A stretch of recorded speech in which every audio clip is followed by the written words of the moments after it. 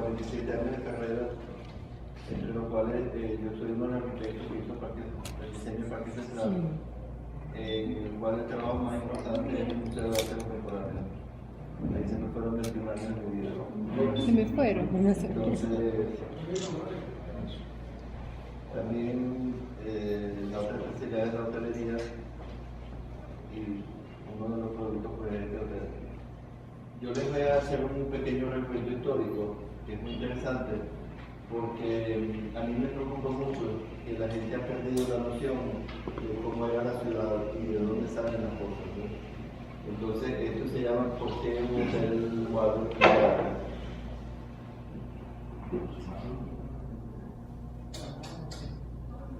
Ok, gracias.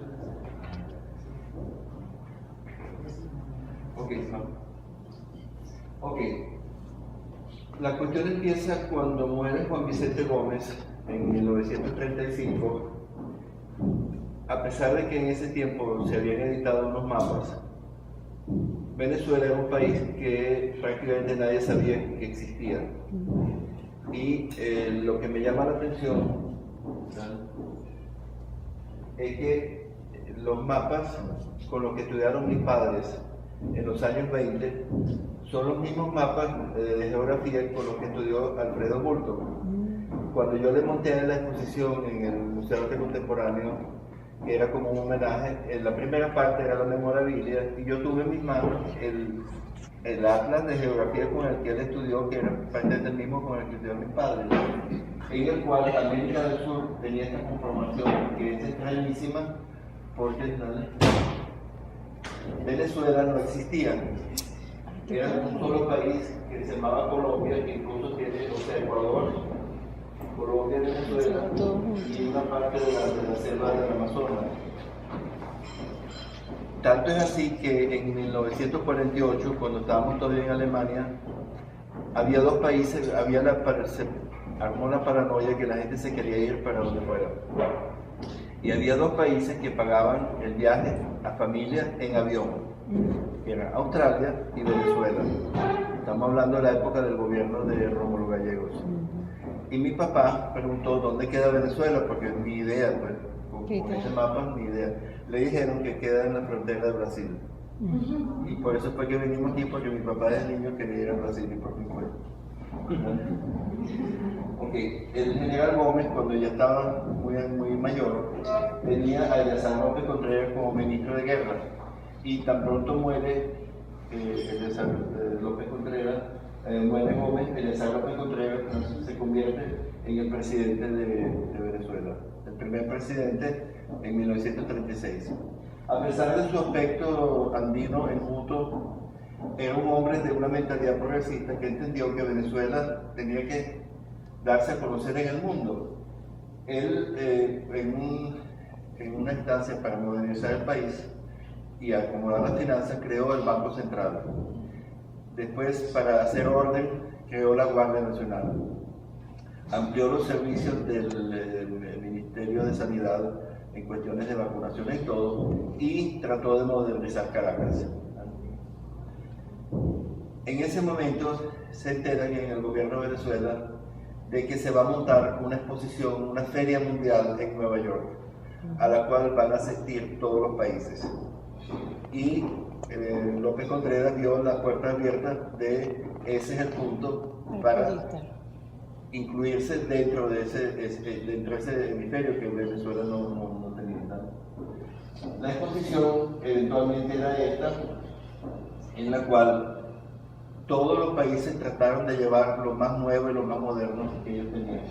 Y la exposición tenía esta perifera y un tellador, que es una pirámide de 3 caras, que tenía la altura de las torres de oficina del Parque Central. Estamos hablando de 1939. Claro. Ok, la arquitectura en ese tiempo, ya salimos del Art Deco, de toda esa cosa geométrica, se volvió más volumétrica, más libre, más limpia, con los nombres muy grandes y sobre todo que la parte de abajo era totalmente transparente. Y eso influyó mucho en la imagen que se quería dar de Venezuela, ¿no? Sobre todo que Finlandia, se presentó con este pabellón hecho por Álvaro Aalto, que es uno de los más grandes arquitectos que ha existido, que la verdad es que la gente se volvió loca con eso. Ahora, López Contreras tenía este panorama de la arquitectura en Venezuela para esa época. Que si nosotros vemos que está el Teatro Municipal, que es neoclásico, pero tenemos este ejemplo del Hotel Majestic, que es del año 30, que es puro clasicismo, y el Teatro Principal también del año 31. O sea, López Contreras entendió que con este paquete no iba para el baile. Si es el pabellón de Venezuela es así, mejor es que no se mostrará nada. Entonces conocieron dos arquitectos nuevos de Chicago, que eran Skidmore y Owens, que habían hecho para la industria del gas este pabellón. Y eso era lo que se quería como nueva imagen de Venezuela. Skidmore y Owens en el tiempo formaron Skidmore, Owens y Merrill, que es SOM, que es la oficina de arquitectura más famosa de los Estados Unidos, que hicieron la Torre Hancock y la Torre Sears en Chicago, que eventualmente fueron los edificios más altos del mundo, ¿vale? Y este es el pabellón que ellos hicieron. O sea, esto sí era nuevo, actual, con los requerimientos del tiempo, que todo el volumen es transparente, el nombre está grande y esto sí mostraba un país moderno, un país actual, ¿vale? El lema de esta exposición era, o sea, la parte interior la manejó Luis Alfredo López Méndez y las esculturas de Francisco Narváez de aquel tiempo. O sea, Francisco Narváez, que después hizo las torinas aquí en la Plaza del Silencio. Claro, el mapa es como si uno llegara por avión, que el punto central es el petróleo, pero lo más importante en ese momento era que Venezuela era un país sin deudas, claro. Porque el general Gómez, en honor a Simón Bolívar, en 1930 terminó de pagar las deudas que tenía Venezuela, algo así como 6 millones de libras esterlinas. Y un país sin impuestos, libre de impuestos. ¿Qué significa eso? Claro. Que el inversor llega con su inversión, se le agradece el caso de que le está dando trabajo a la gente, está construyendo el país, va produciendo el país, ahora su ganancia se la lleva, que el país no participe de eso. Y eso fue el gran imán que tuvo Venezuela en ese momento, ¿vale? A raíz de esta...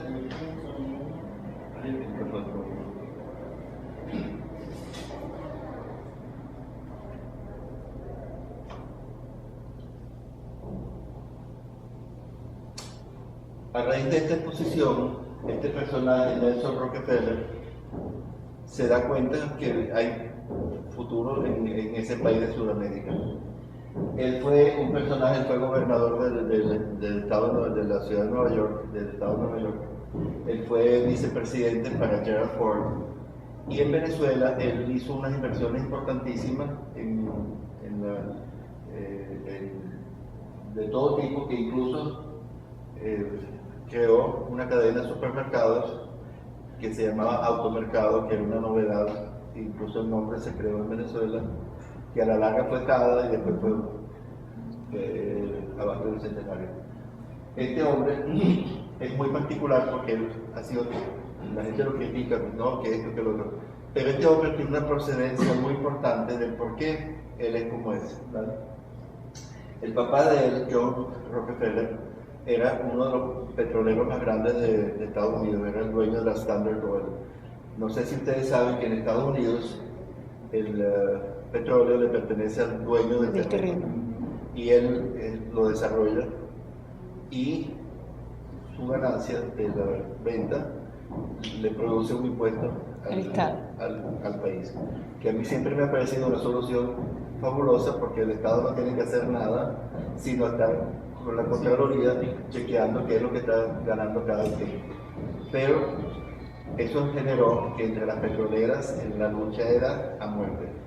Y a él se dijo, bueno, que él era despiadado no sé cuándo, pero era un filántropo que en un momento dado fue la persona que le regaló al Estado de Nueva York el terreno para hacer el edificio de las Naciones Unidas.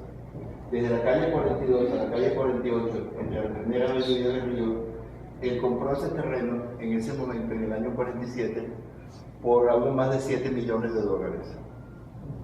7 millones de dólares puede parecernos hoy en día que no es una gran cosa, pero ustedes tienen que saber que en esa época, para el año 47, una localidad de patio en el Metropolitan Opera costaba $1.75. Entonces, cuando el patio costaba $1.75, él donó 7 millones. Hoy en día esa localidad cuesta $250. Saquen ustedes el promedio de cuánto donó él en ese momento. Y la mamá era Abby Aldrich Rockefeller, que junto con la Bliss y con la Queen fundaron el Museo de Arte Moderno en el año 29. Ellas eran unas mujeres de esas gringas emancipadas que fueron a Europa varias veces en los años 20 y conocieron a todos los pintores nuevos, entre los cuales conocieron a un español que se llama Pablo Picasso.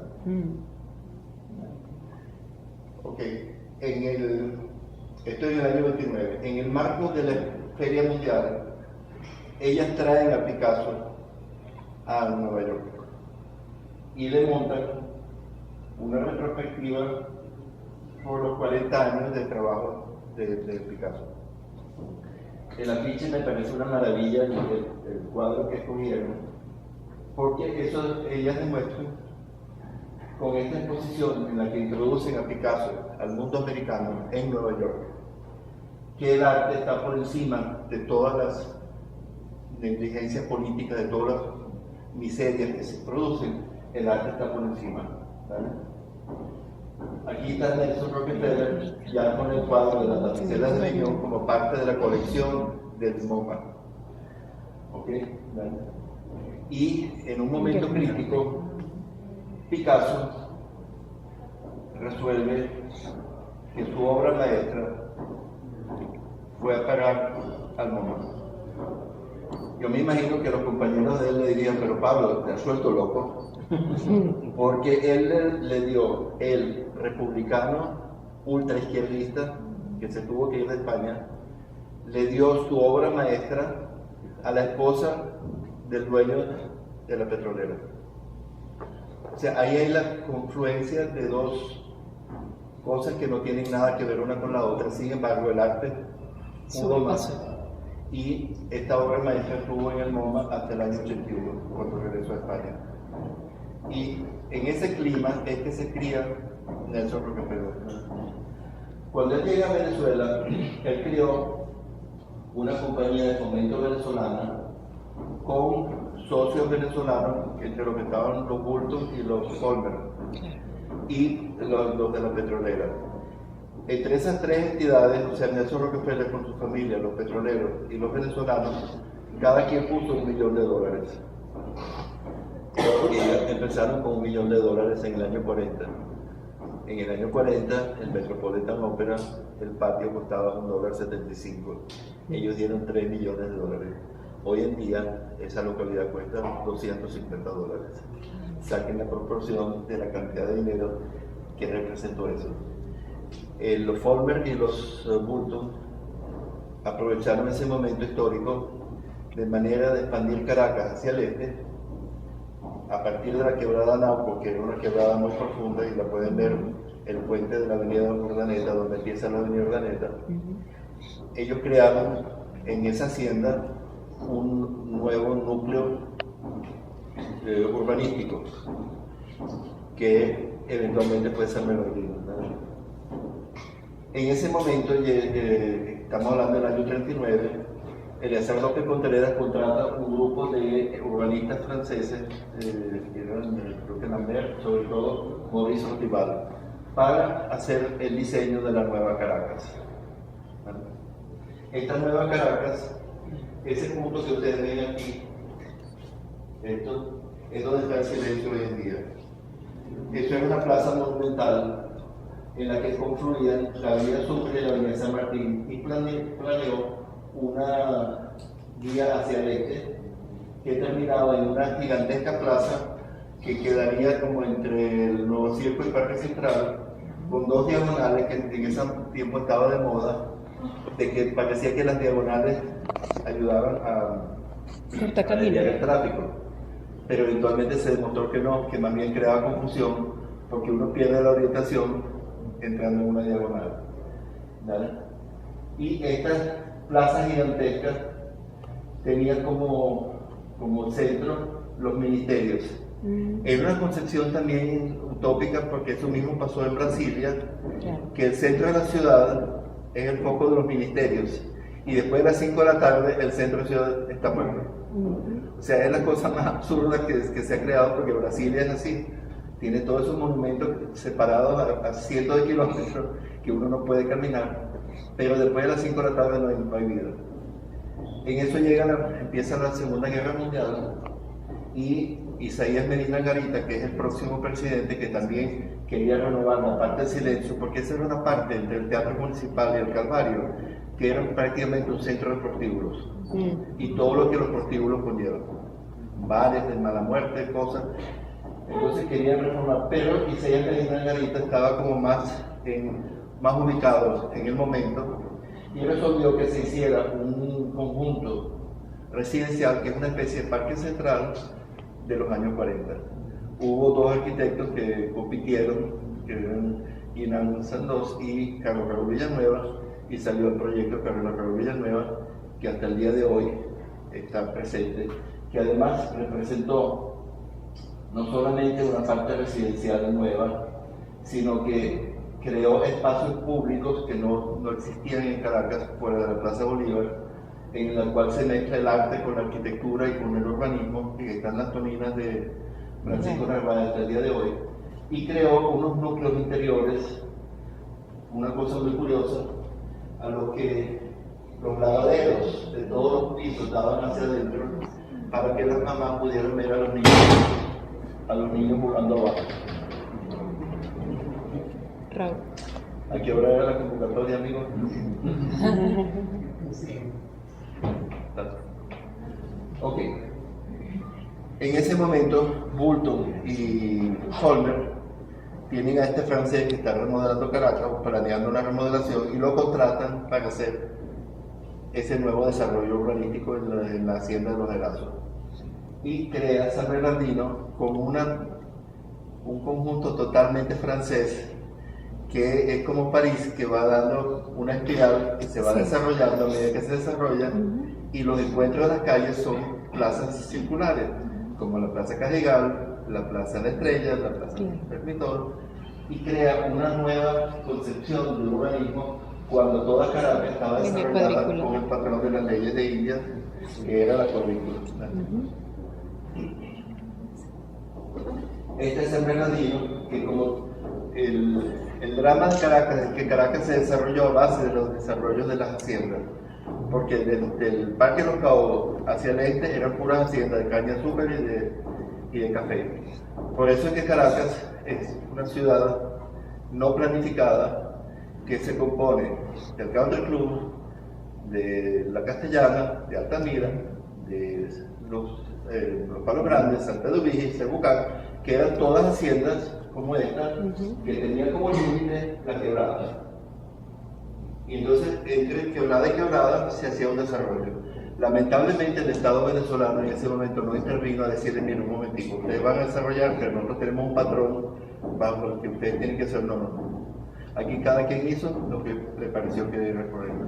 Y esta gente hizo este urbanismo que dentro del patrón de una ciudad cuadriculada es complicado. San Bernardino es complicado, o sea, no, así que no. Pero este nuevo desarrollo fue un imán increíble de lo que produjo a la larga. Todo se desarrolló alrededor de la Casa de la Hacienda, que eventualmente fue el Museo de Arte Colonial, ¿vale? Y aquí ustedes pueden ver que se dio, por ejemplo, comenzando el asentamiento de la Embajada de los Estados Unidos, que es el edificio blanco que está frente a Galerías Ávila, que ahora está invadido. Y si vamos en orden contra el reloj, el Boulevard Folmer terminaba con la petrolera Shell, que ahora es la Comandancia de la Marina. Y en esto el plan piloto de Rockefeller era el Hotel Ávila, que se hizo con un concepto de recrear la casa de la hacienda en una macro casa, en una macro hacienda que es el hotel hasta el día de hoy. Pero la necesidad de los distintos entes que se formaron generó una necesidad hotelera de primer orden, pero no tan como el Hotel Ávila. Y entonces se les dio, como esto venía de parte de Rockefeller, se les dio unos nombres muy comerciales para crear confianza de que son buenos. Y apareció en 1944 el Waldorf, en 1948 el Potomac, que es el nombre del río que atraviesa Washington, y el Astor en el año 50. O sea, tenemos Waldorf, Potomac, Astor, que generaba un aire americano. Hasta el día de hoy, cuando a mí me han preguntado, porque yo estoy en este proyecto, me dicen, pero eso tiene que ver con el Waldorf Astoria. Y digo, pero ojalá, pero no, es solamente el nombre, ¿no? Y esto generó que la comunidad hebrea se fue mudando para este sitio, porque yo siempre digo que ellos aplicaron el lema de que quien a buen árbol se arrima, buena sombra cobija. Y crearon en la entrada del Hotel Ávila la Unión Israelita, nada menos. Hasta el día de hoy. Está amurallada con cadenas y púas y todo lo que quiera, explosivos, pero ahí están al lado del Hotel Ávila. Esto generó a su vez que con ese público de muchos recursos, Ilio Ulivi de Cines Unidos creó el cine más lujoso que tenía el Cine Unido, que era San Bernardino. Era un cine pequeño con todas las alfombras tipo persa, que yo vivía en la Carlota, y el cine de la Carlota pasaba la misma película que el San Bernardino. Yo prefería hacer 45 minutos o una hora de viaje, pagar 2 veces el pasaje de autobús, pero yo iba al San Bernardino solamente para estar en ese ambiente, porque parecía la sala de una casa, con mesas individuales, con lámparas de mesa, o sea, realmente espectacular.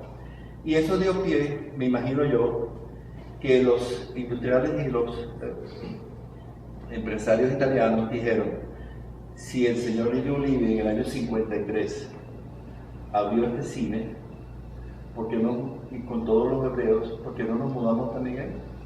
Y crearon en el año 56 la Casa de Italia. La Casa de Italia, que para nosotros ha sido un gran impedimento, porque como esta es una calle patrimonial, nosotros tenemos que la altura del nuevo hotel 32.50, ni 1 centímetro para no competir con la Casa de Italia. Todo esto se produjo en el año 47 en el centro médico. O sea, todo esto produjo que San Bernardino se volvió como realmente un desarrollo muy particular dentro de Caracas. Y apareció este hotel, el Waldorf. Pero tenemos que ver una cosa un poquito para atrás. Este era el hotel de lujo de Caracas, antes de San Bernardino, que era el Majestic, que es arquitectura ecléctica de Marcelo Mari y después terminado por Manuel Mujica Millán. Este era el hotel de lujo, ¿vale? Y los huéspedes, cuando salían a la calle, se encontraban con todo esto, los automóviles, los autobuses, los vendedores ambulantes, todo este espectáculo que era terrible. Y por esa razón, Wallace Harrison creó un Edén idílico fuera de la ciudad. 11 años más tarde, la Intercontinental hace lo mismo con el Tamanaco. O sea, la idea era que los hoteles de lujo iban a una tranquilidad más allá de la ciudad, ¿vale? Y este hotel realmente hasta el día de hoy pues, ha conservado su identidad, ¿vale? Y dentro de la parte urbana, ¿vale? El Hotel Ávila, que es como una coletilla, introdujo el American Bar. Y el American Bar era simplemente una novedad en porque en Europa no existía eso. En Europa había una barra de servicio y la gente estaba sentada en mesas y sillas. Aquí se creó este tipo de bar porque normalmente los ejecutivos viajan solos. Yo he viajado mucho por cuestiones de trabajo, estoy solo en la noche, uno baja y ¿qué sucede? Uno no se va a sentar en la mesa, uno se sienta en la barra y la barra tiene la altura suficiente para que el barman establezca una conversación a nivel de caras. Ese era el secreto del American Bar. Y normalmente los barman que sabían cómo es el negocio llegaban al punto que es la clave del barman, que llega y dice lo de siempre. Lo de siempre, ¿no? O sea, se creó esa magia pues, del barman, ¿vale? Y en el Hotel Tamanaco estaba David, que era el barman que nos atendía a nosotros, que se establecía con los taburetes altos, pero lo importante era que uno podía conversar al mismo nivel, ¿vale? Ok, este es nuestro hotel en el año 49, en aquella Caracas bucólica que todavía no estaba, se veía la Ávila, y este era el hotel comercial, vamos a decir, por excelencia, ¿vale? Este es el aviso del año 46, en el que ustedes ven que dice primera entrada de San Bernardino, porque Caracas terminaba en la esquina de Alcabala y luego venía la bajada y el monte hacia el este, no había nada. San Bernardino estaba allá y el primer cruce era hacia Europa. Por eso es que el Hotel Waldorf tiene esa fachada, esa esquina, que no es una esquina, sino que es una esquina como que yo nunca me había explicado por qué era así, porque daban la comunidad de que los que venían manejando tenían ese espacio urbano para llegar a San Bernardino, porque estaba en la entrada de San Bernardino. Cuando se construyó la avenida Andrés Bello y luego se empató con la Urdaneta, esto pasó a ser la Candelaria, así como si uno le hubiera cortado un brazo. Pero fíjense una cosa, esto es el año 46, ¿ok? Luis Alfonso Larraín fue el más famoso músico de orquesta y después lo reemplazó el Millo. El valor de la entrada para la cena especial de Nochebuena era 10 bolívares. 10 bolívares en ese momento eran $3 y pico. ¿Ok?